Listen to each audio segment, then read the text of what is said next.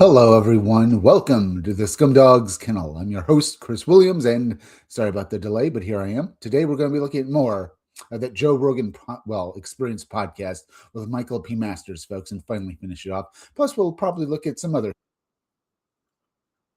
supernatural stories. By the way, folks, please share this live stream. And it's Sunday, so forgive me. It's a day off anyway. I slept in. That's why I'm so late today. Either way, let's go to share screen now, look at some Indiegogos and Kickstarters, and have a great time. Okay, so let's go over here, folks. Here we have Luminous Ages again, because I'm too lazy to go anywhere else. So let's once again look at this. Luminous Ages, Dragon Dice, comic books, RPG, and more. Let's jump right into it, folks. The Gaius Dragon Dice are made from copper. Yeah, the hollow metal caged dragon dice, folks, and caged in the middle of them, each of these copper metal dice is a trapped dragon, representing Gaius, the nature dragon god, from the creator of this, of Luminous Ages and 5th edition campaign, Anthony Christo. The inside of these dice is hollow, except for the caged dragon, allowing for a full metal aesthetic without the table-crushing weight of other metallic dice. Here you can see a picture of them, folks, including the enamel highlights, basically being the numbers have enamel paint on them, so you can easily make them out. Now, this beautiful, unique set of hollow metal dice, each features a dragon caged within the middle of them. They are made of copper and zinc alloy and played in a variety of metals with enamel highlights, as I said. They are perfectly balanced for a completely random roll. Each set includes 7 dice, 1 by d4, 1 by d6, 1 by d8, 1 by d10, 1 by d12, and 2 by d4. Well, 2 by d20, I meant. The 2 by D20, folks, are those multi-hedron type dice where you can get at least 20 rolls with one throw. Either way, they come in a variety of forms, folks. The dice here. You can get a set of rainbow anodized electroplated dice. You can see them right here, folks. You can also get antique bronze with green, and so on. There are also other varieties like black, nickel, and red. But the dice aren't the only thing in this campaign for Luminous Ages, folks, as you can see. There's also other things like this, limited edition premium gaming mat. And it's new to this Kickstarter, or should I say Indiegogo, because it's up on Indiegogo is what we're looking at, folks. It's a limited edition gaming mat. Guys, this mat will be limited to only 100 copies ever made, and is a premium gaming mat featuring stitched edges for longer life and an extra large size to fix more cards, measuring 40 by 70 centimeters, approximately 15.7 inches by 27.5 inches, and each of these gaming mats is $80 each. Not bad. Now, remember the dice I basically mentioned earlier, folks, where basically this gaming mat is $80. You can back those set of 7 dice for $119 each, folks, which isn't too bad. If that's too much for you, there's also this set of spherical dice, which you can back for $99. But I think I would go with basically for the other dice. Either way, accompanying these dice is the Victorian dice bag, which they keep the dice in, folks. Each bag is $19 each. Plus, you could also back these sets of Ecuadorian coins as well. Either way, each coin is made of copper in a different color. Each coin is made of a copper and a different color. They can be used as D2 Lucky Feet tokens and inspiration tokens. You can get 8 coins for $70. Then again, there's also the books by Anthony Christo. Since 2015, Anthony Christo has released a total of 5 books, with only the most recent 4 still in print. He has been developing his fantasy series, Luminous Ages, which is a combination of comics, illustrated novels, and 5th edition RPG books. Each book is a limited edition, and all the hardcovers are limited to between 250 and 1,000 copies, with many books running out. Hurry and make sure you get each book. Now, you can get the Luminous Ages graphic novel, a comic book, or it's basically a bunch of comic stories, folks, in one set for $50. You can also get the Traveler of Dreams illustrated novel, folks. It's basically a prose novel with some illustrated pages in it, folks. And you can get the By-Z and Book of Monsters comic anthology and 5th edition RPG for $69 as well. Basically, it's a few more comics, but also it's basically a book of monsters that you can play in the game, folks. And it has and it's fifth edition RPG material for Luminous Ages, telling you how to play the game, I guess.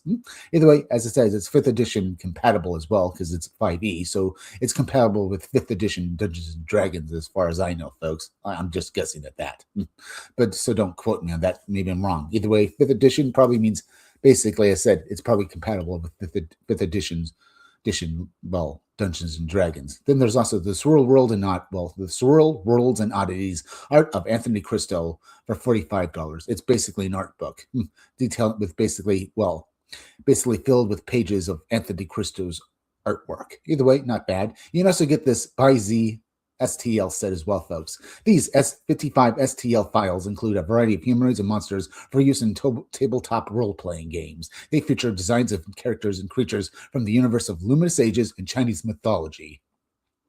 And you can get 55 of these, files for $75, folks, and use your 3D printer to print them out for yourself. You get the files, print out these monsters and, figure and basically characters, and you can have fun playing them in your 5th edition, basically Luminous Ages game, or basically Dungeons and Dragons. Not bad. Either way, you can also back a variety of other things as well, folks.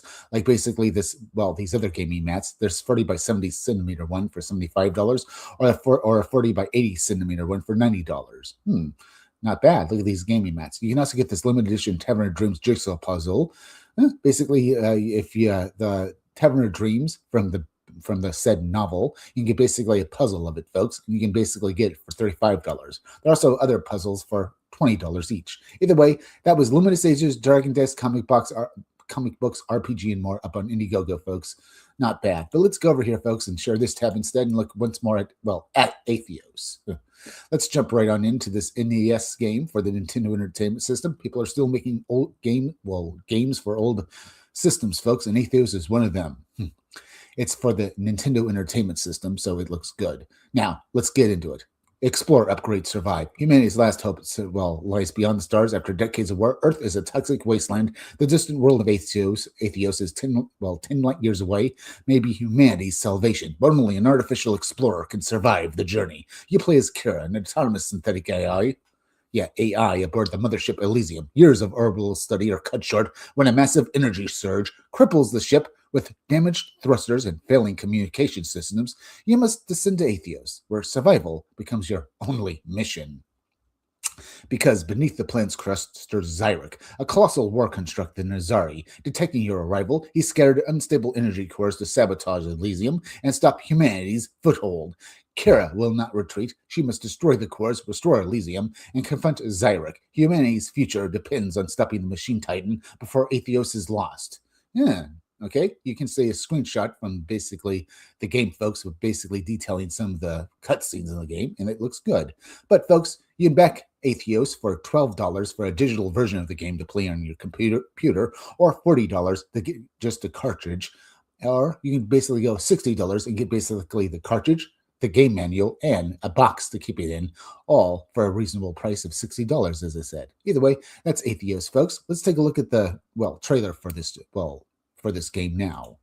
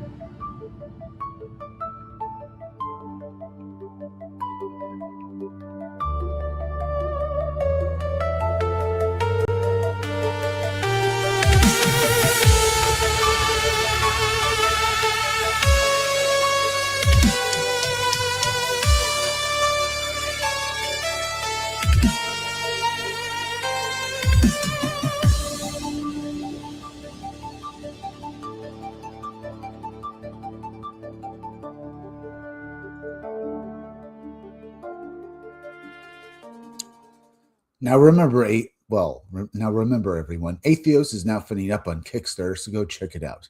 Either way, let's go over here and let's go over to this. Back to the Joe Rogan Experience, basically, or should I say, this transcript one, basically the episodes of the Joe Rogan Experience, and get back to where we were talking about yesterday, folks, with basically Michael P. Masters. So let me look over here, folks.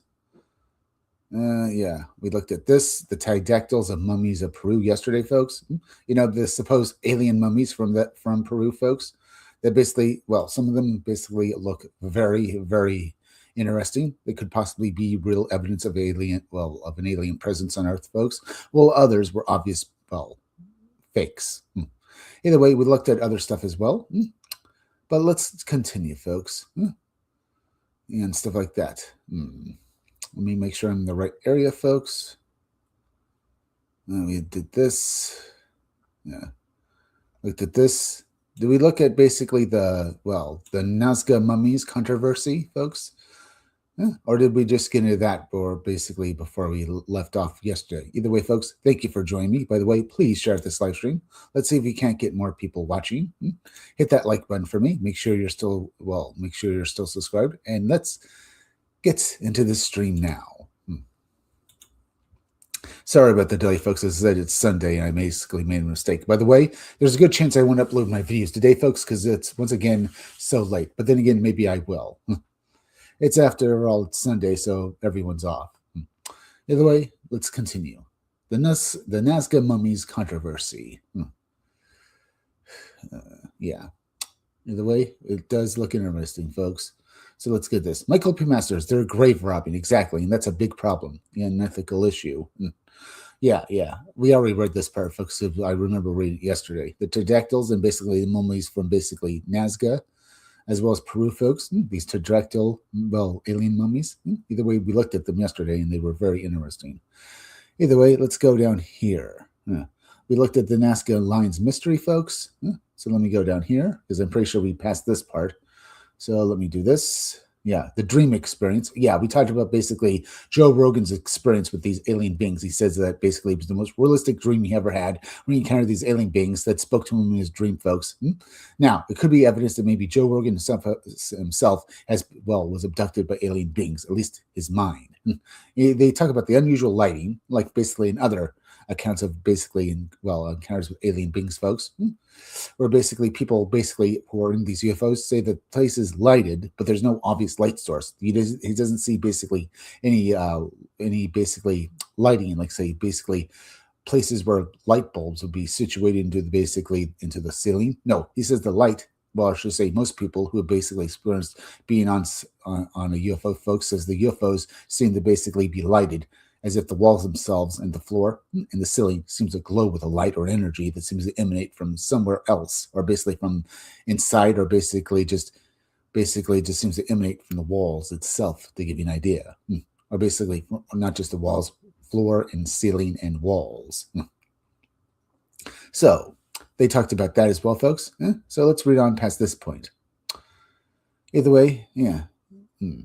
He had this conversation. He also had basically an information, or now they basically move on to the information download. Either maybe that basically, it could be that maybe Joe Rogan basically had something downloaded to his head, or basically like in other encounters, people have basically who've been abducted say that something's been downloaded into their mind, information that basically at times seems to come up, basically at a preordained time, along with their memories of being abducted. Yeah. Either way, very odd. But did we read this part, folks? I'm pretty sure I did get through this part. Either way, so let's read the information download now. If I'll return basically up here if I have to.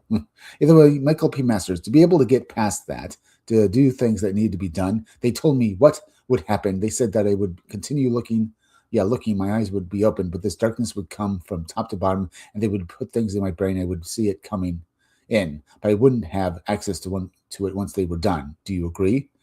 Yeah, they were very polite, extremely polite. Free will was conserved. Do you agree to this? Are you okay with this?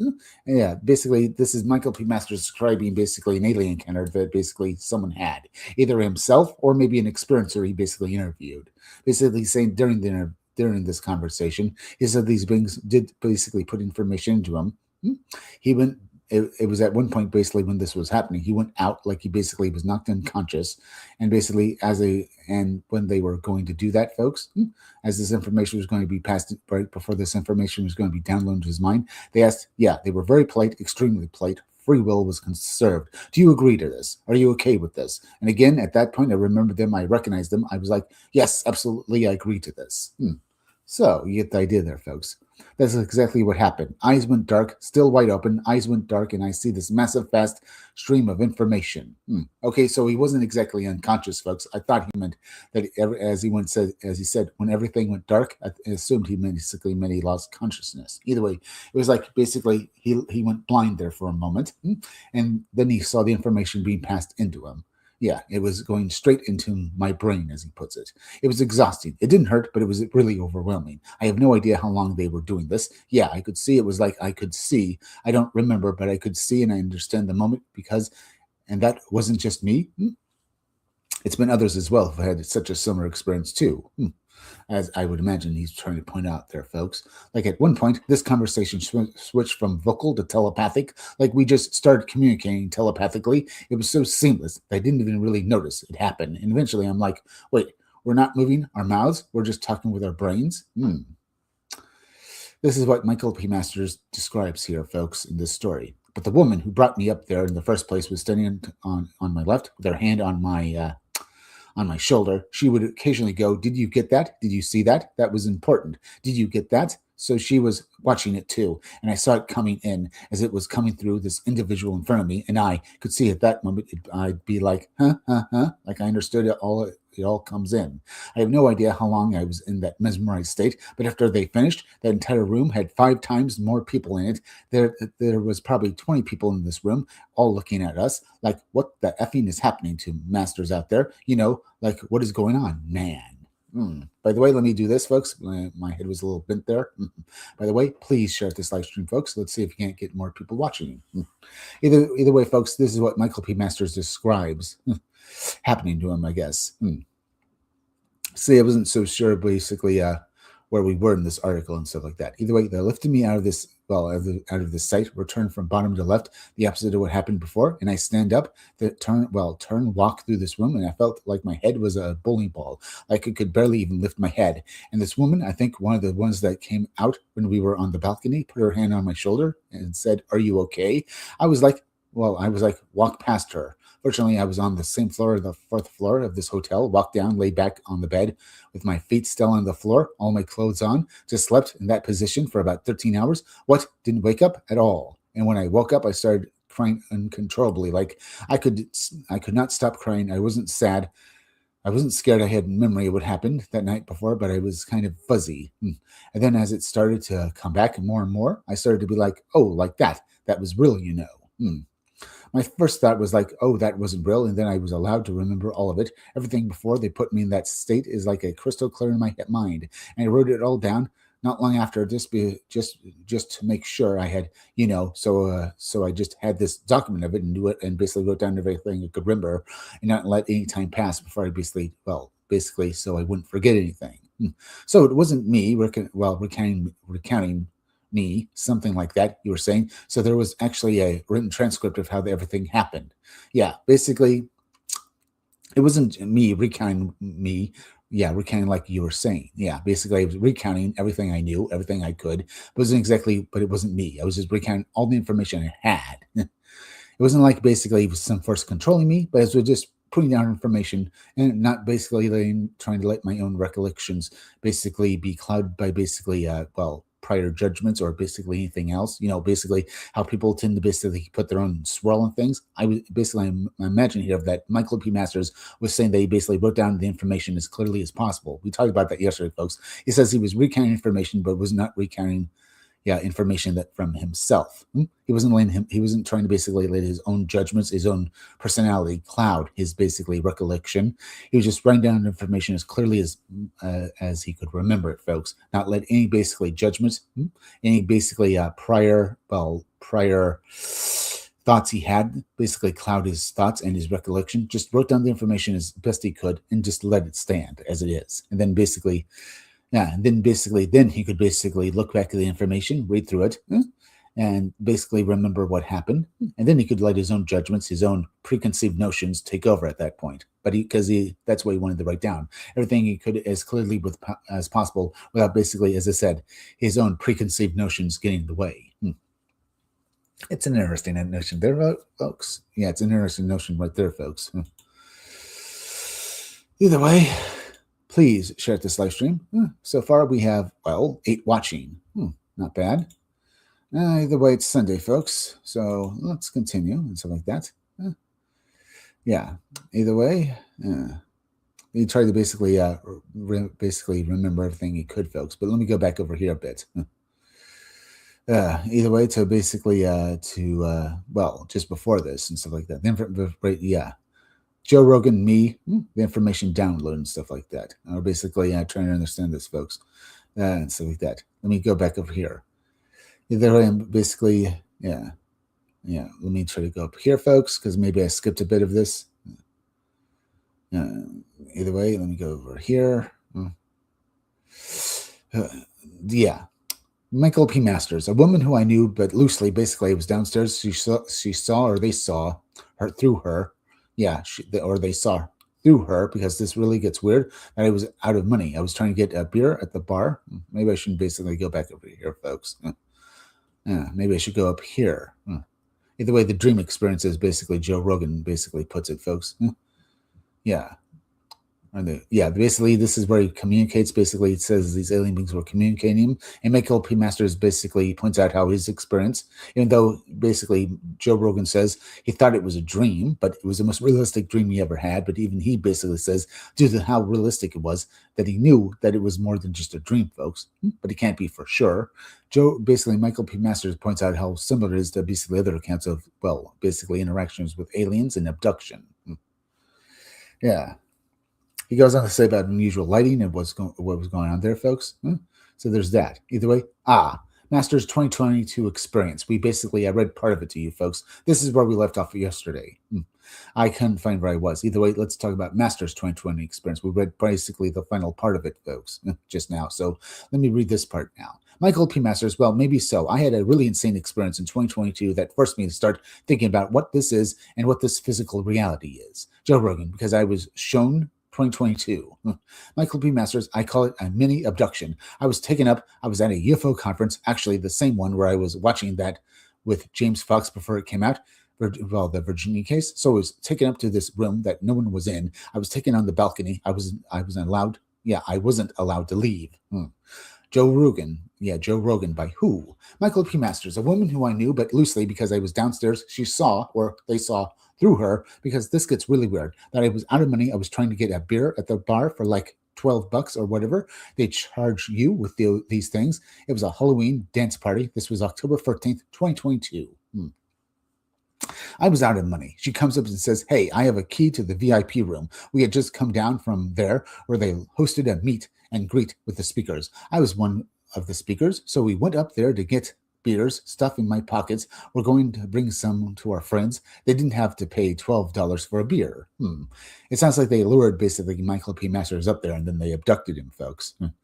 The fact that these alien beings were basically at this conference, or basically it was under their observation by them, folks, and they decided to approach Masters here, is kind of frightening, isn't it? Like these beings were watching him, and basically the other UFO enthusiasts and researchers at this conference, and it makes you wonder how many basically of these conferences are basically under observation by both alien beings and perhaps basically elements of our own government and others who basically try to keep tabs on what's going on in the UFO world, or should I say the UFO researcher world, and basically dealing with abductions, basically sightings and so on, isn't it, folks? I'm saying this because it's been noted before, folks, that a number of researchers over several decades, UFO researchers and stuff, have basically died under mysterious circumstances. So I wouldn't be surprised if basically this woman that Masters was talking to could have been a government agent, or maybe an alien being. Maybe they wanted him to think that she was an alien. Either way, she lured him up to this VIP room with basically goodies like free beer and basically other things like food, and then they took him.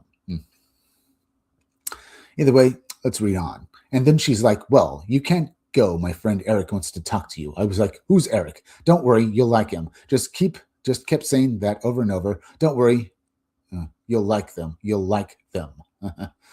I would have run at that point, folks. You'll like them. You'll like them. Who do you mean by them?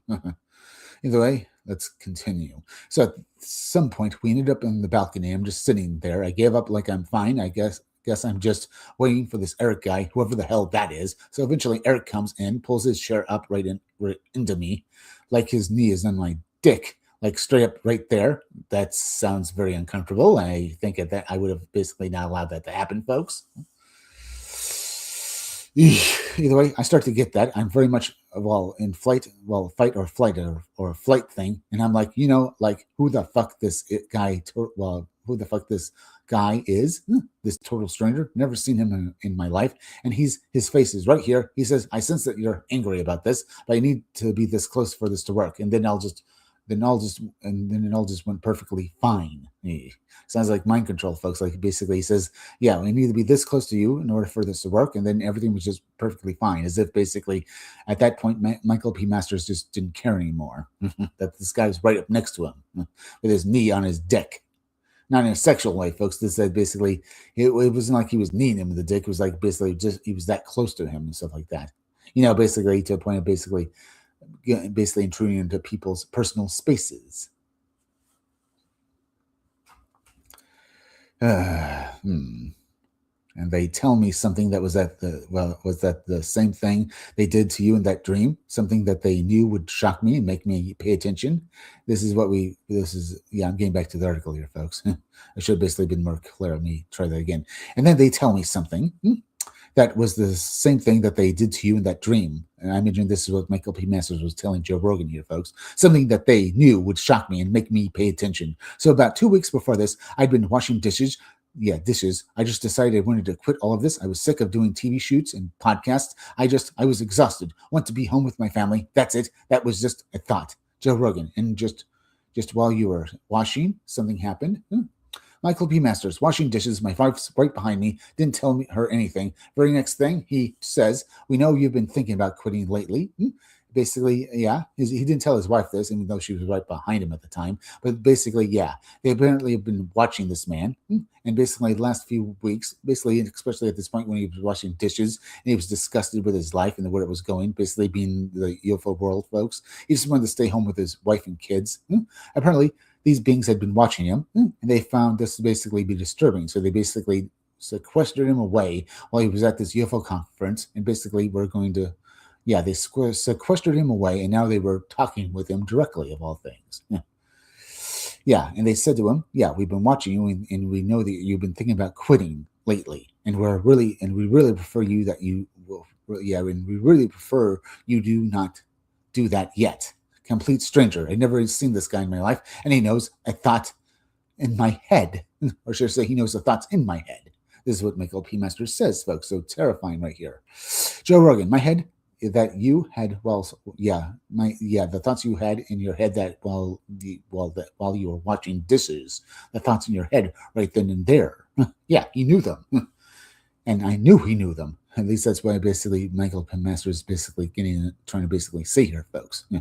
Michael P. Masters then responds, this is from 2 weeks privately. And it was just like, how could you possibly know that? And they said, I'm going to use because they used they. I wasn't talking to this guy. It sounds like some sort of TV show entity or entities through him. So basically this guy was basically like a medium, and these beings, these gray aliens, maybe even other aliens, folks, were talking through him to Michael P. Masters. And they said, once you know who we are, you'll know how we know that. I never had a telepathic moment in my life. And I thought, future humans, that's all I could come up with, because that is what I'm doing. This is what I'm doing. They didn't answer the question, but they did say, so you know how we did that? And I just go, huh? It doesn't effing answer the question, but in that moment, it placated me enough to move on. It sounds like they manipulated him a bit, folks. Maybe even basically nudged his mind mentally, basically saying to calm down. It's because they didn't answer his question if they were future humans or not. But they said, so you know how we did that, huh? Not answering any question, folks. I mean, are they trying to say that they are from future humans? No, they said, so you know how we did that. Basically talking about basically how they were able to basically know that he was thinking about quitting, that they were basically monitoring him, basically, even though Michael P. Masters says that he's never had basically a telepathic communication in his life. What they were probably doing was listening in on his thoughts and basically, making it obvious, not making it obvious that they were tapping his mind, perhaps back a few weeks ago when he was thinking about quitting. Either way, that's what I'm getting here, folks. But let's read on. And then there was a number of things that transpired. We're out on this balcony, and Michael P. Masters is basically out there talking with this being, and these beings that were talking through this particular man, folks. I'm in shock. I'm like, what the hell is going on here? How does this complete stranger know my thoughts? The conversation evolved. I was allowed to ask questions. They're like, we know you're frustrated. We know you're upset with this. We really like you to keep going. Is there anything you need? Is there anything we can help with? I was like, no, I'm quite happy in general, just exhausted. Don't want to do this anymore. Yeah, we get that. We get that. We get that. And then I was allowed to ask questions. I asked 3 different questions, and people started to come back into this room because the party was wrapping up downstairs, and they're starting to come back to this VIP room where all the free booze was. Does that make sense? And we're out on this balcony. These 3 women come out at one point, and this man who now is right here, are eyes right here. I can't move anymore. I lost the ability to turn my head. I'm just laser focused. So he's basically, there were 3 women who entered to this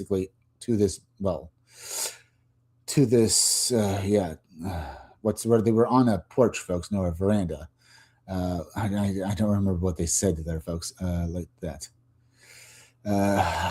Because the party was wrapping up, and they were basically out on this porch, basically, just outside of this I can't believe I can't remember this, folks. There's a word here I just can't remember.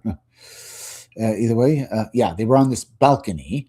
I can't, because I basically couldn't remember the word balcony, folks. These 3 women came out out of this room, this VIP room, onto the balcony, watching these 2 men who were facing each other, folks. And Michael B. Masters was just laser focused, basically looking into this man's eyes and communicating with these beings through him, or basically the entity, or should I say, talk show host, because that's what basically Michael P. Masters basically described the man as, and the entities behind him talking through him was basically, at this point, he couldn't basically look away from this man, folks, this TV host, because he was laser focused on him at this point. But these 3 women came out and basically were checking out what was going on. That much you could still do. Either way, folks, please share this live stream. Let's see if we can't get more people watching. Let me go over here, folks. Let's see. We have 10 people watching. Not bad. So we have 14 people watching. That's pretty good. Please share this live stream, folks. Let's see if we can't get more people watching. So please continue watching. Let's get back to this article now. So far, we have 14 people watching, so we have that. Either way, Michael P. Masters is laser focused on what he called basically this talk show host. I mean, it wasn't actually on a TV show, folks, but he felt like he was on a talk show talking with this man. But the thing was, remember, these entities, these gray alien beings were talking through this talk show host to Michael P. Masters, and at this point, Michael P. Masters could not look away because, as he put it, he was laser focused on this conversation. But he knew what was going on around him because these 3 women came out onto the balcony and were, as I said, were checking out what was going on, what was happening with these 2 men, perhaps, and probably looking out at the surroundings, basically on the balcony of this VIP room, folks. So let's continue now and see what happened next with Michael P. Masters and this bizarre conversation he was having with this TV shows and the alien beings who basically were, talking through him. Either way, he said, "Can you close the door behind you?"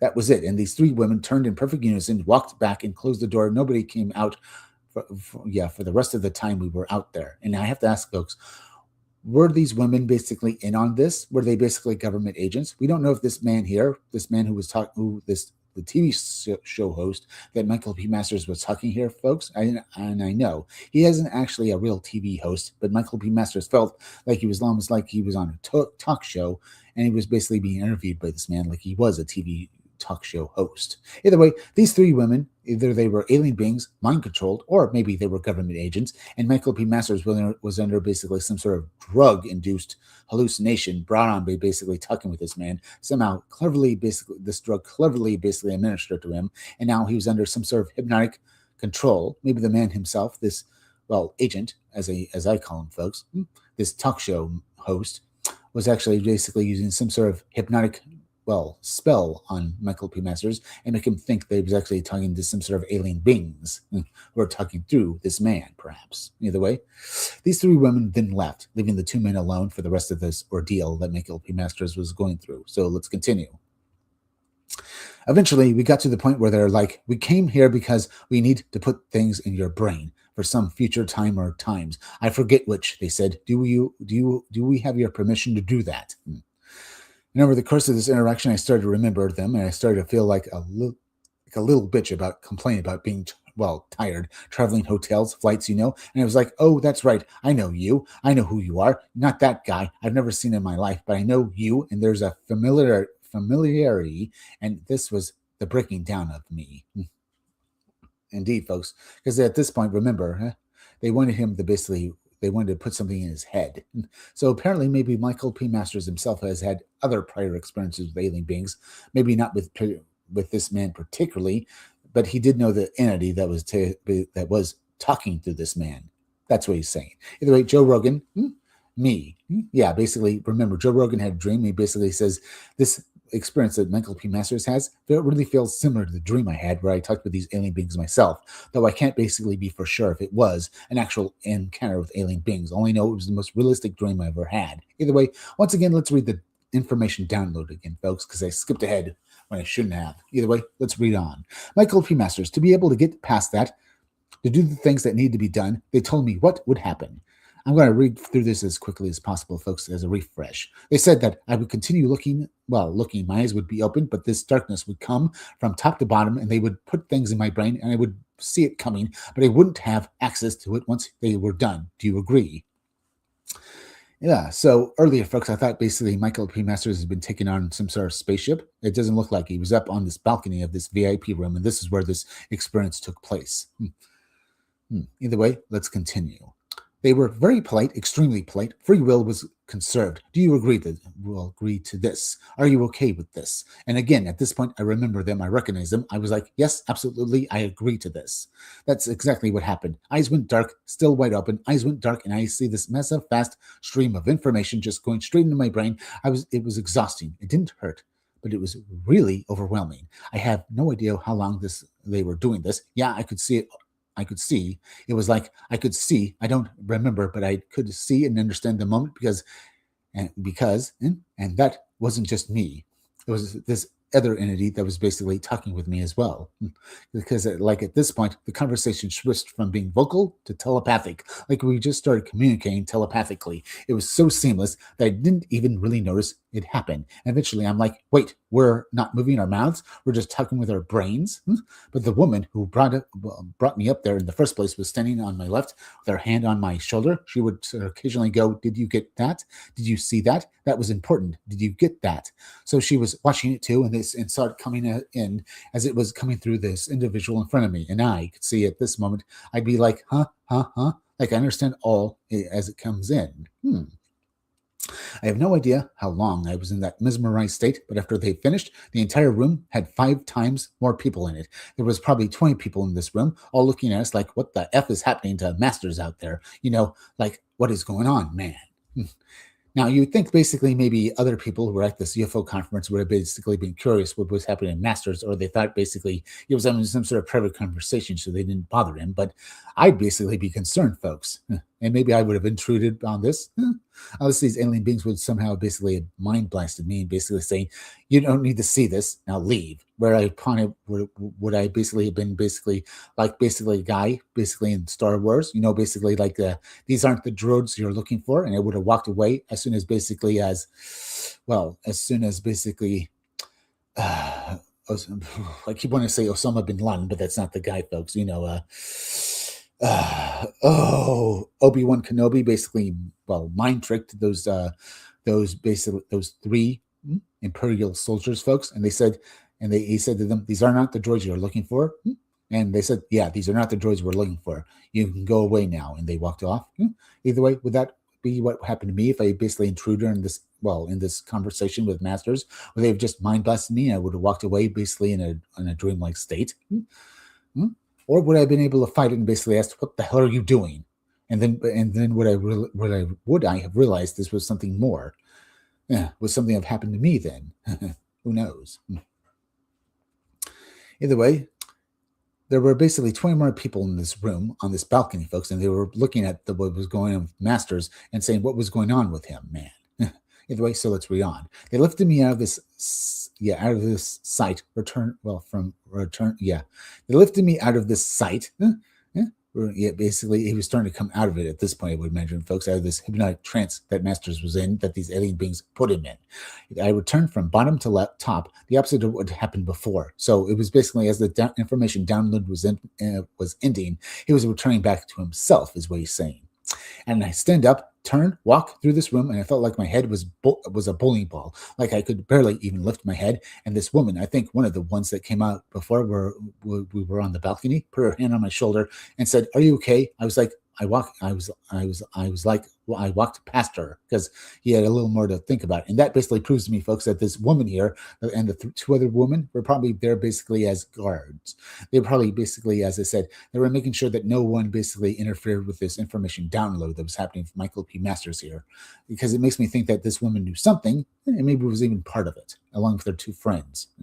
Either way, Michael P. Masters then continues. Fortunately, I was on that same floor on the fourth floor of this hotel, walked down, lay back on the bed with my feet still on the floor, all my clothes on, and I just slept in that position for about 13 hours. What? Didn't wake up at all. And when I woke up, I started crying uncontrollably, like I could not stop crying. I wasn't sad. I wasn't scared. I had a memory of what happened the night before, but I was kind of but it was kind of fuzzy. Then as it started to come back more and more and more, I started to be like, oh, like that. That was real, It sounds like basically his experience is just as insane as the experience Joe Rogan had in his dream. But was it real, folks? Or do you think maybe that this was all a put on by the government? Perhaps maybe Michael P. Masters, maybe the government knew that he was going to quit, folks, but they didn't want him to quit because they have some purpose for him. And they altered his mind, folks, on some level, and basically gave him this, it could, for all we know, folks, basically be just a fake story that they fed him, folks, and basically put him under some sort of hypnotic control, maybe even drugged him, folks, and then basically said to him, "You're not going to give up. You're going to continue with your job, and you're going to believe that you were visited by alien beings." Could that be what we're happening here, folks? Either way, Michael P. Masters, after the experience, basically after waking up from basically sleeping 13 hours, folks, after this ordeal happened, he cried. He basically thought it was all real, and he was like, "Oh, like that? That was real, But could that have been basically all implanted memories, for all we know, folks? Because I would love to ask the other people who were on that balcony with him, folks who were watching this, if they saw this and remember what happened. It could be that all of their minds had been altered on some level, folks. Either way, let's continue with the Masters, and then we move on to the next chapter of this transcript from the Joe Rogan podcast, from the Joe Rogan Experience podcast. So let's read on. My first thought was like, oh, that wasn't real, and then I was allowed to remember all of it, everything before they put me in that state is like crystal clear in my mind, and I wrote it all down not long after that, just to make sure I had, had it all, all down. It wasn't me recounting like you were saying. So there was actually a written transcript of how everything happened. Basically, as I said, folks, he wrote everything down as clearly as he remembered it and tried to basically not, put his own flourish on things. He didn't want to basically have his own preconceived notions of what happened, basically color his account. So he wrote down everything as clearly as he could recount, folks. Didn't leave any personal flourishes with it. Didn't leave, or should I say, write down any preconceived notions of why these beings were there. Just wrote down the information as clearly as he remembered it, folks, and then recounted it and reread it over and over again. Then he could basically come to his own conclusions if he believed this exactly happened like like thought it happened, or maybe he remembered or basically wrote down something. He basically wrote down and he basically looked at it again and just says, that didn't happen like that. It happened a little like this. Maybe basically, as I said, he wrote down the information and he didn't leave preconceived notions to basically color his account. He just wrote down as clearly as he could so he could reread it and have other people read it, and then he could come to their own conclusions about it. Either way, it's an interesting notion, folks. If you believe that Michael P. Masters had this account with this, encounter with these alien beings, who, for the most part, folks, look like they were almost like automatons, or basically these people were willingly talking with these alien beings, or maybe working for these alien beings. Were they government agents, perhaps? Maybe actually basically working with these alien beings? Or were they actually just some sort of government organization basically trying to control Michael P. Masters, maybe with drugs and hypnotic suggestion? Either way, they had some purpose for him. That's all we can really say. That's if you believe the account, as I've said so many times before, folks, if you believe it actually happened. Either way, it is certainly an idea. Now, let me go over here, folks. Let's see. Please, by the way, folks, please share this live stream. So far, we have 16 people watching. We just need 4 more people watching, and I'll be happy. So please share this live stream, folks. Let's see if we can get to 20 people watching before this live stream is over. So please share this live stream, folks. Now, let's move on. The reality of anomalous experiences. Sorry, folks, I had to reread that part again because I basically jumped ahead by a moment, but it did give us something to talk about here. And now we know the full experience that Michael P. Masters had back in 2022. Only 4 short years ago, folks. But let's read on. Joe Rogan. I should have probably done that. Well, basically, yeah, Joe Rogan says that I should have wrote down what I basically experienced exactly after my dream. I should have probably done that. I should have probably done that, but I know that my recollection of it is pretty accurate. My recollection, my memory, I know that it was very brief. The encounter seemed very brief. It might have gone longer than I think it did, but I can't be for sure. But that's the thing, folks. He should have wrote it down, but he probably would have basically, remember, Michael P. Masters is an actual scientist, so he has experience in basically writing down information as accurately as possible without basically having preconceived notions about it. Most likely, Joe Rogan, basically being a podcaster, would basically wrote it down, but he would have his own preconceived notions about it, basically maybe saying that this happened like that, and this is what I know how it happened, but not exactly the exact information of how the experience went down as it just basically as factually as possible. He would have had it basically left his own little flourishes. People tend to do that, folks, and his own preconceived notions. There's a difference between basically writing something down as basically clearly as possible, as factually as possible, and writing something down basically the way you think you remember it, especially after maybe a certain amount of time, folks, because people tend to forget things. Either way, I wanted to say that before we continue to give you an idea why even Joe Rogan probably, when his account was probably would be very accurate, but would have had, especially now, folks, if he wrote it down, it would have had his own preconceived notions. In fact, folks, we read basically through his account just now, and basically we read through what happened to him, and we have to basically say that, well, it does sound exactly the way he basically does think it happened, but there is probably some level of preconceived notions that have been basically imparted onto it. He's had time to think about this, folks, trying to remember exactly what happened as clearly as possible, but that tends to basically blend things together at times. Basically, he thinks it happened this way, but in reality, it happened basically just a bit differently. At least basically if other people basically had the same experience or basically saw it go down exactly, they would have said it went down this way. No, because your way is wrong, Joe Rogan. It happened like this, even though you remember it happening like that because you basically were experiencing it. But I myself, who basically watched exactly what happened, it happened exactly like this. Like it would basically be I was falling behind these alien beings. I tried to keep with them as closely as possible, while another person who, if they were there and they also saw the same thing, folks, would note that basically Joe Rogan actually maybe stumbled a bit and maybe or basically tried to write himself as much as possible, but he was a little out of it because he was basically a little aghast at everything was going on. This is what I mean by basically preconceived notions, folks, if you have it, because basically some people tend to remember some things about an experience, but while others will see something different. And because sometimes people will remember something happening, but others will not. Get it? This is why basically after an experience like this, folks, you need to write down as quickly as possible, because over time as well, folks, people tend to forget as well. At least tidbits of information. So Joe Rogan's recounting of his dream is probably very accurate, but it still basically has a few things off about it as well. It can happen. Either way, folks, please share out this live stream. Let's see if we can't get 20 people watching. So please share out this live stream. Yeah, so far we have 16 people watching, folks. But we need 4 more people and I'll be happy. So let's continue. And once more, folks, I must say that I probably won't upload my videos today because it's so late anyway. But you are going to get a longer live stream than usual. So let's continue. Either way, where am I going to? Here. Michael P. Masters, well, they might have done the same thing to you. That's why I mentioned it. They might have done the same thing where you weren't necessarily allowed to remember the things that were done. Like they told me that we're going to do this, and are you okay with it? And then missing time. I have no idea how long they were doing that. Indeed, folks, it could have been doing that thing for several hours. He only remembers maybe sleeping 13 hours, but it could have basically been before then, folks, as he was on that balcony, it could have been basically several hours because he basically wasn't sure. You'd think that basically when he woke up, folks, he realized that basically he'd been sleeping for 13 hours, but maybe that itself is only really just a guess. Either way, it could have been longer or shorter, folks. And maybe these alien beings, well, they were very polite with basically Michael P. Masters, asking them if they were allowed to do that.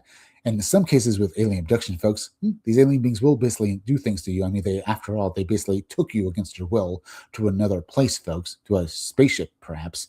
So they might have done something to Rogan, basically left things in his mind, folks, they can't remember until a certain amount of time goes by, perhaps. That's also something we have to consider. Either way, he doesn't. Michael P. Masters basically says maybe they did that or maybe they don't, but let's continue with what he has to say as well. And then in a dream state, like it could have been dreams often skew time regardless, but maybe if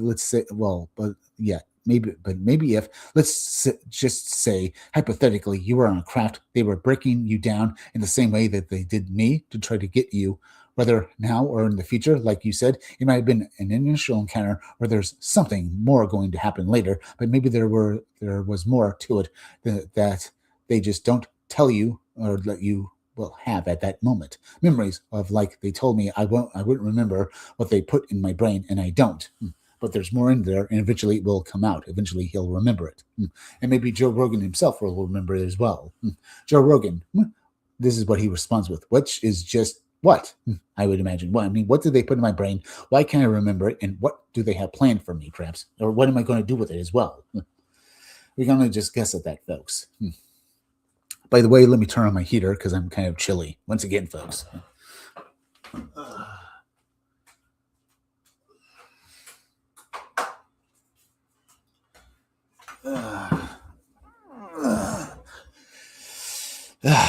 Yeah, either way, Joe Rogan's asking, which is just what? What happened to me? What do they want? What am I going to do with it if I do remember it, right?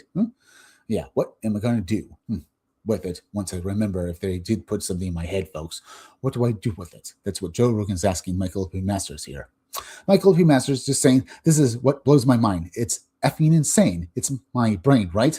They put things in there. The ability that they can even do that in the first place is nuts, but I don't have access to it. It's really wild.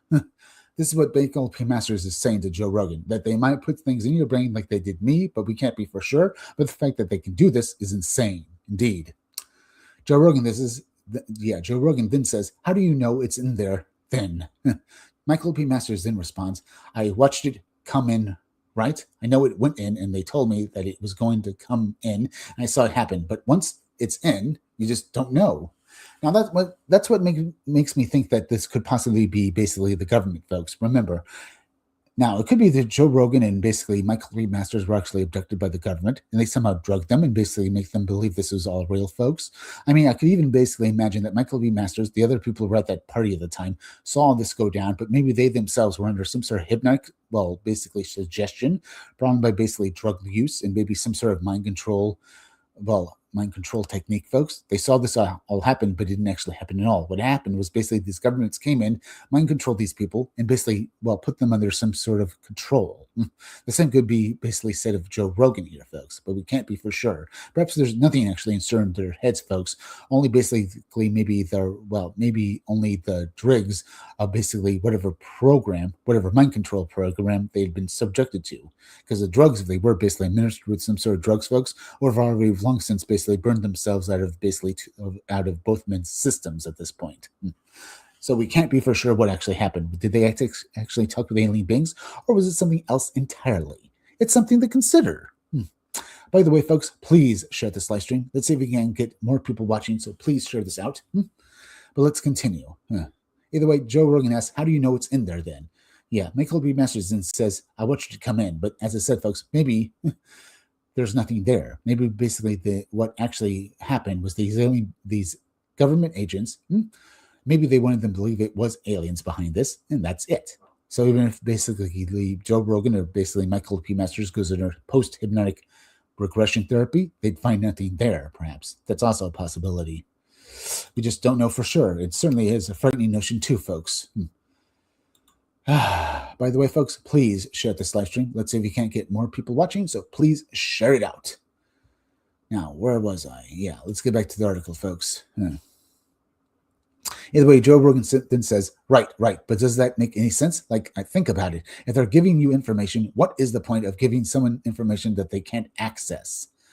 Because maybe basically there's an idea here, folks. If they are under some sort of control or basically under some sort of time limit, maybe at a certain amount of time, both men, Michael P. Masters and Joe Rogan, will get access to the information, at least some of it, in a certain amount of time after it happened. Basically, maybe a few years later, they'll remember what happened, folks, and they'll know what they're supposed to do with this information. And Michael P. Masters then responds to Joe Rogan's question, basically why he can't access this information if these aliens did put in his head, folks, is, well, that's what they said, though. They said for a time or times in the future. It's time release. It's time stamped at some point, whatever that was that they thought was so important to abduct me at this conference, effing with me for about 5 minutes afterwards, is going to come out at some point. Indeed, folks. So he's trying to say that either way, you think this information is time stamped. It will come out when it basically wants to come out, when it's time. And that's just period right there, folks. Either way, Joe Rogan then says, have you ever considered the possibility of some dropped acid into your beer? That's what I'm thinking here as well, folks. It's basically they drugged him, maybe government agents or aliens. They did this to him. Basically, they did this to him for some purpose, maybe for some program. They want him to they want Michael P. Masters out there and doing what he's doing here, folks, because maybe they're using him as maybe controlled, as some sort of controlled source of, some sort of, I guess, or should I say semi-controlled, some semi-controlled agent under their thumb, perhaps. Maybe. Or maybe these alien beings were alien beings and they did this for some other purpose. Maybe because they still want him to do his job. Maybe they still want him to do his job. I don't know. We just don't know, folks. I mean, really, we don't know any of it. Michael B. Masters, yeah, I have. He's considered that basically he might have been drugged, folks. Joe Rogan, because that would be such a cruel thing to do to someone at a UFO conference and then F with them and say, sit down, look in my eyes. I'm going to give you information now. You're like, oh my God, it's coming information coming. Michael P. Masters, the problem is I've done acid over 200 times, so I know exactly what that's like. But have you taken DMT or any other number of basically types of drugs that cause basically hallucinations, like mushrooms or basically something similar? Remember, ayahuasca itself was basically converted into DMT, folks. This drug that basically causes ayahuasca's hallucinations was basically refined into DMT. So it could be that maybe Michael P. Masters had basically some sort of drug administered to him. It could basically be something he's known about, like acid, or it could be some brand new hallucinogenic drug he doesn't know about, folks. So he wouldn't know basically what to look for. So even though he's basically, I've done acid over 200 times. So maybe at this point, maybe he doesn't know the exact ramifications of what was done to him, folks. Because maybe he basically had a drug he never had before administered to him. And this is what put him in this hypnotic state. If it was acid, maybe he would realize what was going on. We just don't know for sure, folks. Either way, Joe Rogan then says it was a flashback. That's what they say. That was the thing. They always, I never heard of one effing person getting a flashback, by the way. I can understand that, folks. Basically, I guess maybe he's talking about this information download, or the fact that basically, if you take basically certain drugs like acid, you can have flashbacks. But then again, or basically it's said that you basically can get flashbacks. Though Joe Rogan says basically he's never heard of one person actually getting a flashback by basically taking these drugs. He just knows that people did say that they did happen, but he's never known a person basically actually saying that happened, or basically the person saying that basically directly to him, basically saying that he had a flashback. And basically and when they recount when they basically took acid or another drug that could basically give you a hallucinogenic effect. At least that's what I think Joe Rogan means here, folks. By the way, folks, once again, please share this live stream. Let's see if we can't get to 20 people watching before this live stream is over. So let's continue.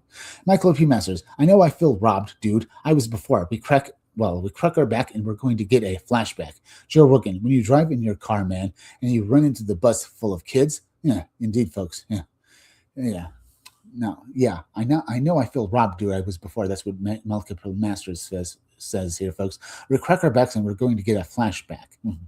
Basically, that's what he's trying to say, folks. At a certain point of time, folks, will get a flashback to the point with the information that he says was downloaded into his mind by these alien beings. And Joe Rogan says that, yeah, when you drive your car, man, and you run into a bus full of kids, you think you'll basically have some sort of flashback to that point of something happening, perhaps. Basically, if something traumatic happens, will you get a flashback? Or basically, if basically at some point in time when you're basically driving behind, basically say a busload of kids, or maybe at basically some point when you're behind some woman at a convenience store who's basically in front of you in line, maybe you'll have that flashback then. That's what Joe Rogan's trying to say there, folks, I guess. What will happen once this happens? What will you see? At least that's what I'm guessing is what Joe Rogan means. Michael B. Masters, though, responds with, it's like how they told everybody was going to give us free drugs on the playground. Indeed, folks. We don't know for sure when it's going to happen, or basically say that basically like with basically how people basically handed out free drugs on a playground. We don't know if it's basically going to happen like that because it never happened to me like that. I know no one ever basically offered me free drugs. A cigarette once, but no free drugs, folks. Either way, it certainly is odd. Either way, yeah. So maybe they'll never get actual flashback to what this information will happen, folks. They just basically said we only think that'll happen, so we can only just guess at that. So, but then again, for all we know, folks, nothing will ever come out of both experiences. Maybe they'll never have a flashback. Maybe they'll never know the information put in their heads. Maybe it's just basically like someone just effing with both Joe Rogan and Michael P. Masters here, for all we know. I mean, that could be the case too, folks. Okay, we have 5 people watching, folks. That's good. We have 17 people watching. Let me go over here real quick, folks. Okay, we have 17 people watching. Not bad, but please, folks, please share this live stream. Let's see if we can get more people watching. So let's continue. Yeah, we have 17 people watching. Thank you for that. But we can live stream a bit longer, folks. So let's continue with this and see where it goes. Either way, yeah. Now, Joe Rogan, nope. No one basically ever offered me free drugs on the playground. Though we're talking about Joe Rogan here, he's basically had a lot of drugs in his life. Either way, Michael P. Masters then says, nobody ever gave me free drugs either. Yeah, Joe Rogan, no drugs. Michael P. Masters, no, it was not. I'd actually only ever had 2 beers the entire night. I was completely sober, so I know it wasn't a hallucination as far as I can see, folks. I know that basically no one drugged him, but remember, he did say that basically he had 2 beers the entire night. Maybe someone did sink something into his beer. Was this beer basically from a bottle or a can? Did you have the bottle with you all the time? Did you basically get this bottle from basically did someone hand you a beer earlier? Is what basically we have to consider, folks. Did someone basically hand you a couple of basically a glass of beer and you down it? Did you know exactly where it came from? Did you see them just prepared for you? Did anyone else basically say that they had some weird experiences after drinking a beer the night before, folks? For all we know, folks, this beer came from basically a dispenser, like basically some guy basically at a bar basically poured him a beer, and all the beer that was basically in basically the vicinity was drugged, for all we know, folks. And then maybe basically Michael P. Masters took it. We just can't be for sure. But either way, folks, it's something to consider too. Was the entire experience that Michael P. Masters had with this 2022 mini basically abduction real, or was it just a drug-induced hallucination that was done to him by someone effing with him? Maybe for a purpose, folks. Maybe a government purpose. Perhaps maybe the government working with alien beings, or maybe just basically trying to control Michael P. Masters. As I said, maybe he's basically he's controlled opposition. They want him to keep doing basically looking into the alien question because to them he's a useful idiot.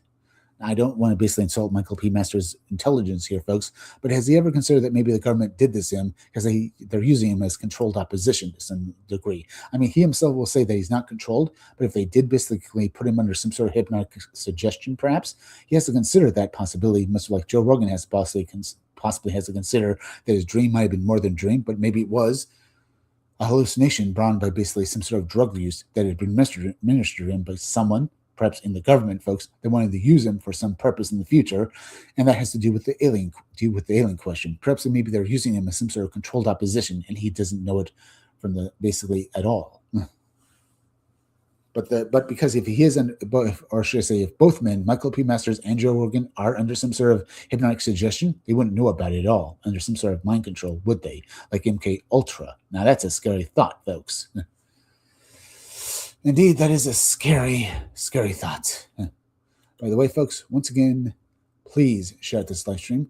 We just need, 3 more people watching. So please share this live stream and stuff like that.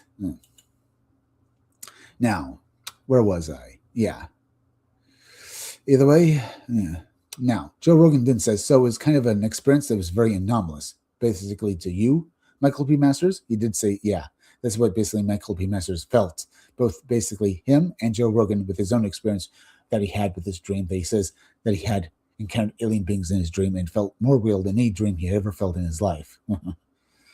But the thing with Joe Rogan, folks, is that he isn't so sure he was encountering alien beings. To him, it was still a dream. He has no evidence saying that he was abducted or anything like that. All he knows is that his dream was the most powerful one, most realistic one he'd ever had in his entire life. So there might be something to it. Either way, let's read the next chapter of this. Of this Joe Rogan, basically experience type. Basically episode. Basically, this transcript from the episode, folks. The next chapter is titled Time-Stamped Information and Future Knowledge. Let's read this part, folks. Michael P. Masters is extremely, I know, and so here's another aspect of it. They knew my future. They knew everything about me. They knew my thoughts. That's how they broke me down, and they even knew where I was going to be the next day. They saw it, that effed me up. And I was not doing well. Like I wasn't crying I wasn't crying or basically I was being so sad or scared or anything. It was just a psychological response to whatever they did. Indeed, because basically he wasn't going to let it basically stop him here, but he knew that they were watching him, and that probably basically did frighten him, but it wasn't going to stop him. And certainly wasn't going to let the fear basically put a wall on him. But as I said earlier, folks, maybe that was the point of it. Maybe they wanted to believe all of this that did happen, and they didn't want him to give up because they were using Michael P. Masters, as I said, as some sort of controlled opposition, something that he himself, even though he thinks he's acting out in his own free will, maybe he doesn't realize that he's basically become a Manchurian candidate. He's under the control of entities or even people in the government, folks, that he didn't realize before. Or maybe because he's being programmed like a computer, folks, he can't realize it all. Either way, he was, in his opinion, folks, he just wasn't going to stop, and maybe that was the point of it to begin with. Either way, he continues to say, or should I say, Michael P. Masters continues, I'm walking down through the main corridor to give a book to a friend of mine, John Dover, Navajo Ranger. Pardon me, by the way, folks. And that's the same guy who comes around the corner, comes down, puts his hand on my shoulder and says, are you okay? I was not okay, but I go and they fixed me somehow. His touch on my shoulder released all the, released all the whatever that was messing me up. And as I said, folks, that sort of sounds like basically some sort of post-hypnotic suggestion to me. Like basically maybe these people are checking up, making sure that basically this information transfer had basically happened perfectly, or maybe this mind control this mind control that they just did on Michael P. Masters was working perfectly, and they did so by basically making sure that basically one of the steps that they can use to control him, basically a hypnotic suggestion, by putting his hand on his shoulder, folks, that feels like basically almost like it was part of some sort of hypnotic suggestion. By doing so, he activated some sort of pre-programmed response in Michael P. Masters, basically calming him down and making sure that he would continue on with what they wanted him to do. Basically calming down, he would just get on with it, as it were. Because he felt relaxed at that point, folks. And that really reminds me of basically many stories of people basically being put under hypnotic suggestion. Either way, that's my idea. Either way, Michael P. Masters then goes on to say they knew where I would be at that exact moment for him to come there. He wasn't part of this conference. He had nothing to do with this. He was used as some sort of vessel or some sort of medium for this, and well, yeah, for this end, whatever it what means, I don't know because the things haven't come out of my brain yet, but they are time stamped for the future, perhaps, or maybe, as I said, folks, maybe whatever they wanted to do to you and have you do for them, you're already doing. Because remember, Michael P. Masters says that basically this all happened because he was thinking about quitting the UFO world, stop being a researcher on this phenomena, but maybe, as I said, maybe he's controlled opposition, and this entire thing happened. This ordeal with this with these alien beings happened because they wanted to continue with his job, folks. Because remember, they did say that. Yeah, they did say that, and they basically put some whammy on his mind, folks, so he continued doing what he was doing. Either way, Joe Rogan then responds, I completely believe you, I completely believe this experience happened to you. And basically, well, Joe Rogan has nothing to basically say that he doesn't believe it either, folks. He just says, and for all he knows, folks, maybe this did happen, but we can't be for sure one way or the other. As I said, folks, hearing Michael P. Masters' story here, folks, makes me think that maybe something more was done to him. Something along the lines of basically an MK Ultra style experiment was done to him. Maybe in some way, folks, Michael P. Masters is some sort of controlled opposition in the UFO, in the UFO researcher world, folks. He doesn't realize it, but he basically is doing the bidding of his masters that he doesn't know he has, folks, because they basically put something onto his mind. And while he is acting, basically, while he believes he is acting of his own free will, he's under the control of these beings, maybe alien or maybe human. Just don't know. The way Michael B. Masters then says, it's not a belief, but it's not a belief, but not a belief, well, that I believe in, folks. But I do believe that I think something happened to me. I think this is what I'm supposed to do. And maybe this information will come out. While I don't have it as a belief, I just know it will. At least I'm trying to basically explain what basically Michael P. Masters is saying here, folks, because he says it's not a belief, but not a belief. So it's not a belief, but not a belief. So yeah, he's trying to say, folks, that he thinks it happened. He doesn't want to believe it happened because it's just a belief, folks. He doesn't want to basically say that he believes it happens because he has no proof, folks. He just knows it happened to him, even though he has no physical proof. That's the problem here, folks. He can't prove that it happened. He can't prove that this man he talked to was an alien or basically was being controlled by aliens. All he knows is that basically he doesn't want to call it a belief, and that's it, folks. But it's really just no more than that. But he does know it happened to him. That much he basically says. Okay. Either way, folks, so far insane. Now, by the way, folks, please share this live stream. We just need, 3 more people to duck into the stream, so please do so. But let's continue. Either way, he goes on to say, well, they did it in a way where other people were they involved, so I didn't even get to pretend it happened.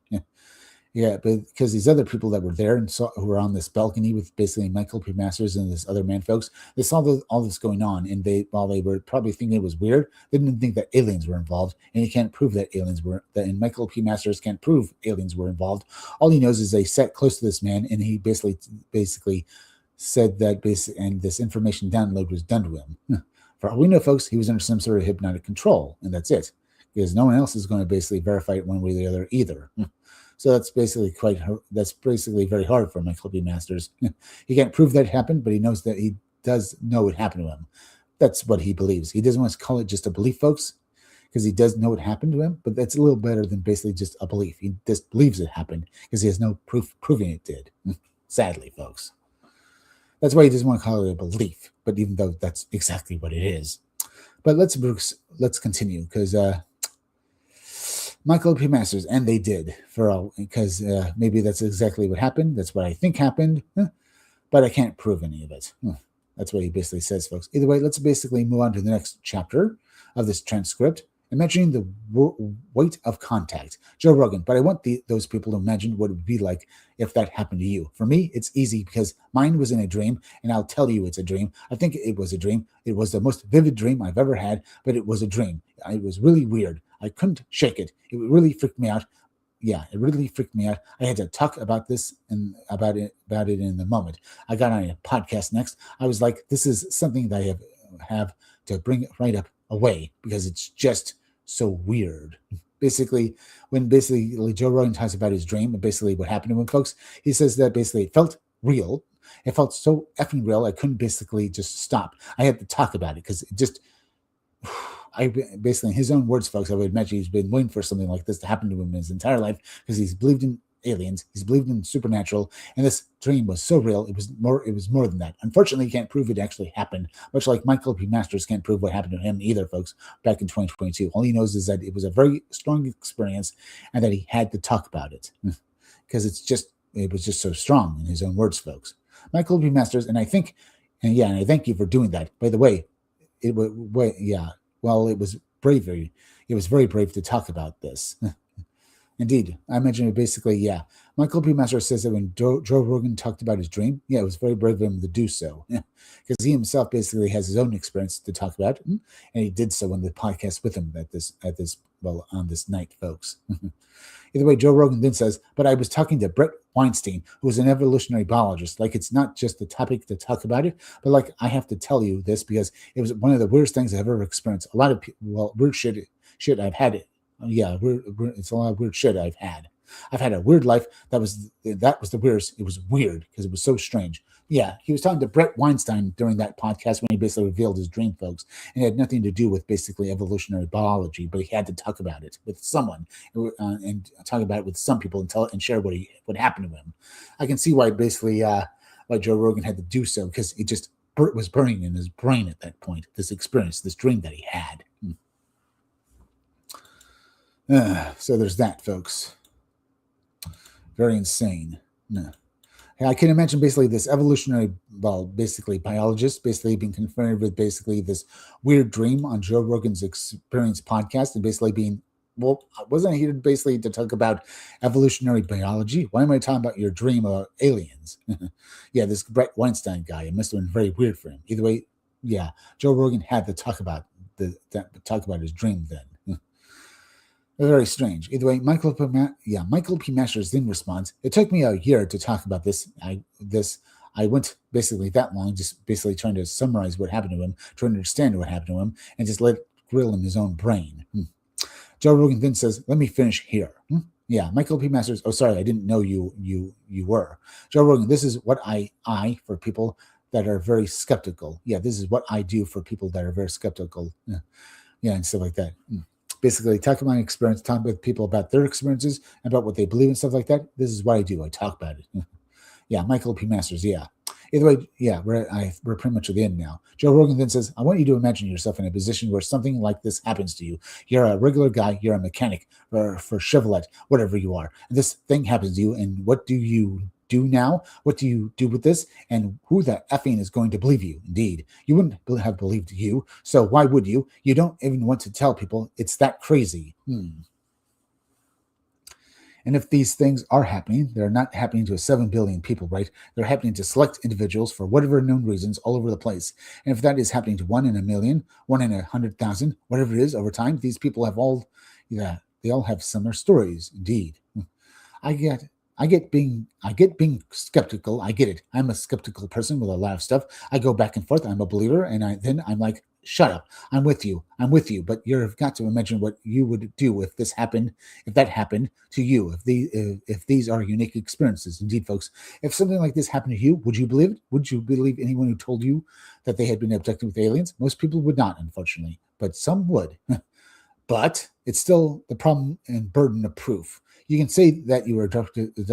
You can say you were abducted by aliens, or basically met or saw cryptids, folks, or saw something supernatural. But the burden of proof is yours and yours alone. You have to prove it happened. You have to find actual evidence. Unfortunately, actually getting that evidence is nearly impossible. As no one's ever basically presented any actual evidence of basically anything like this for real ever. I mean, there have been cases where cryptids have been proven to be real, folks, but that usually involves some unknown animal that basically, for whatever reason, remained unknown to science. And that could basically that's more easily proved than basically proving the supernatural or basically aliens exist. Because you usually can't get any actual physical proof of it, of your experiences. And basically, if you do have such an experience, folks, you can't really prove it. It is indeed insane, folks. So far, we have 4 people watching, folks. Let me see here. We have 16 people watching. We have 16 people watching. 16, 17, 18, 19 people watching. Good. We just need one more person to watch, folks. We have 19 people watching. So let me do this real quick, folks. We have 20 people watching. Thank you for making this a truly great live stream, folks. But let's finish. We have 20 people watching, so we have that today. Let's finish off this particular article, transcript of this Joe Rogan Experience podcast, folks, and have some more fun. At least I'll try to. Either way, Joe Rogan says, if this didn't happen to you, can you imagine how insane it would be, folks, if you're just some mechanic or some guy, basically some schlub, and you had no one to talk to, folks, and the burden of proof is you to basically prove it? All you can really do is find other people that have had similar experiences, because those are really the only ones who would really know and basically understand what you've been through. You would have people believe you, folks, and stuff like that, and they would know that it happened to you, but they wouldn't have the same experience because they never had it happen to them. But if you found other people who had other experiences, they would know what you were going through. Unfortunately, that's basically only like a few 100,000 people. It's hard to find that many people, folks, because a lot of people don't want to come forward and say that they were abducted by aliens or had something weird happen to them. But if you do find them, I imagine these people do find basically solace in the fact that they're not the only ones who had this experience happen to them. Either way, Now, Michael P. Masters then says, that's a great point. Joe Rogan, unique experiences, totally novel experiences that most people don't have, trying to describe it. And everybody who I've ever talked to, including Travis Walton, who's, by the way, very believable, like very, very believable. The way they describe has the weight to it. Like, I know no one's going to effing believe me. I know this is crazy, but I have to tell you that this happened. Imagine being Travis Walton, indeed, folks, and how extraordinarily insane his story is. Michael P. Masters, Joe Rogan, that's what I want people to think about. The people that are very skeptical, because this never happened to you, but there are people out there that do believe that this happened to them. Maybe it didn't happen. Maybe it was some sort of hallucination, folks. I mean, Joe Rogan even says that his dream might just have been a dream, but it was the most effing real dream he ever had. It was something more to him. It left him with this experience. Now, he can't prove it happened to him, and most likely it was just a dream, but it was, as he said in his own words, folks, the most effing dream, the most insane effing dream he ever had, and it felt real. So he has that. He doesn't even say that he was really abducted by aliens, folks. He can't prove it, but he does know he had this dream, and it was insane to have. So I can understand that. Hickey Pop 53. Hey, amigo. Hey, Higgy Pop 53. Thank you for tuning in. Well, thank you for basically tuning in for the last chunk of this live stream. Either way, let's continue. How much time do we have left? We have a few more minutes, so let's continue, folks. We have 20 people watching, but let's have a little more fun now. By the way, please start this live stream. Either way, that's what Joe Rogan was saying about basically to skeptical people. Give people who've had these experiences a year at least, because maybe they need someone to talk to about it at the very least, even if you don't believe them. And those people who had these experiences, folks, sometimes you just need to find other people who have had similar experiences so you can load all that happened to you, because you need someone to talk to about it. At least that's my opinion, folks. Either way, Michael P. Masters then says, I'm really glad you brought that up, because a lot of people don't think about that part, how hard it is. Is not just some crazy shit like that happened, but how hard it is to then talk about it and subject yourself to the ridicule and the scorn that comes with it, indeed. Joe Rogan, of course, and the possibility that you might just be some different disinformation artist, just some bullshit artist that's sent down here to muddy up the narrative. Indeed, folks, because there are people who do spread disinformation. That's a problem here, folks. It basically muddies the grounds. And then there's also all the hoaxers who just want to make a buck off of all of it as well. Those are also the kind of people who basically pop up here and get in these kinds of circles too. So you have to separate these people from people who actually had genuine experiences, at least basically as genuine as they basically can, as these people believe it did happen to them. Either way, there's that. But let's move on. Michael P. Masters then responds, absolutely. And if I hadn't, I don't. I have thought about that. Like, what if you know there's some sort of mind control thing that's the government has or whatever, and this is what happened to you? Indeed, folks, I mentioned that maybe what happened to basically Michael P. Masters, he says that basically he had this mini abduction happen to him, and Joe Rogan says that he basically felt in his dream that it was basically he felt they really met aliens, but he can't prove that it happened. He doesn't even say that he really met aliens, folks. All he says is this dream was so real to him. They have to consider that maybe it was some sort of mind control that was done to them as well. And the idea has come to them as well, folks. Either way, they had these experiences, and that's the scary thought. What does it really mean? Okay, folks, we have 21 people watching. Thank you. Yeah, we have 21 people watching, folks. Thank you for tuning in. Now, let me go over here real quick, folks. Yeah, we have 21 people watching. No, not bad. All right, Higgy Pop, imprinted memories. Indeed, folks. And a lot of these experiences of people being abducted, we have to understand that basically maybe they're subject to some sort of MK Ultra style mind control, that the government did this to them, maybe to test out drugs, or maybe some sort of hypnotic or mind control techniques. And what happened to them was them having imprinted memories to hide the fact that they were abducted by the government. Perhaps. Now, let's get to this next part, the Betty and Barney Hill case. Joe Rogan, have you ever heard about the recording of Betty and Barney Hill? Michael P. Masters, yeah. Joe Rogan, yeah. Jamie, see if you can find those. Michael P. Masters, yeah, they're kind of trippy because they're kind of insane folks. Yeah, they're recordings of what happened to these people and how they were counted. The first people who were abducted, Betty and Barney Hill, and what they had to say on those tapes, folks. Joe Rogan, yeah, trippy. Michael P. Masters, I don't think that's the case in this situation because of the way it happened, how it happened, their uber politeness, and the fact that I was allowed to leave my body and see and remember things that I normally wouldn't. Indeed, folks, he's saying that unlike basically the encounter of Betty and Barney Hill, the thing that happened to him was that these beings were very polite to him. They allowed him to accept if he wanted this to happen or not. And they let him decide if this could happen. They just didn't just force themselves on, Michael P. Masters. No, they allowed him to decide if he wanted this information or not. Either way, let's read on with basically what happened to Betty Barney Hill. Joe Rogan, also, I'll take into the context of who you are, the time we live in. Betty and Barney Hill, I believe it was in the 1950s. They're an interracial couple in New England, so they have a lot of anxiety just on that. Imagine being a pioneering interracial couple in the 1950s. I mean, the effing racism they must have experienced so the level of anxiety that they must have slept with, thinking about the KKKs going to show up at any point in time and burn an effing cross on their lawn. Indeed, they had to worry about that. So you still got all of that too. Then there's a completely novel experience where no one has talked about this one before. Two of the first people, they are the OGs. So this is a tape of Dr. Benjamin Simon and patient Barney Hill play this. Indeed. Michael P. Masters, it's right over my right. God, what is that? This is basically what Barney Hill has to say here, folks. Yeah, Michael B. Masters, as they basically listen to this. My God, what is that? I tried to maintain control so Betty cannot tell. I'm scared, God. I'm so scared. It's all right. You can go right on. The experience will not hurt you now. I got to get my God. This is what Barney Hill says in his experience there, folks, when he was abducted. Joe Rogan, all right. And Michael P. Masters, that's intense. Joe Rogan, this is in 1961. Wild. Either way, Michael P. Masters then says, and like they say, that's actually, I haven't thought about that.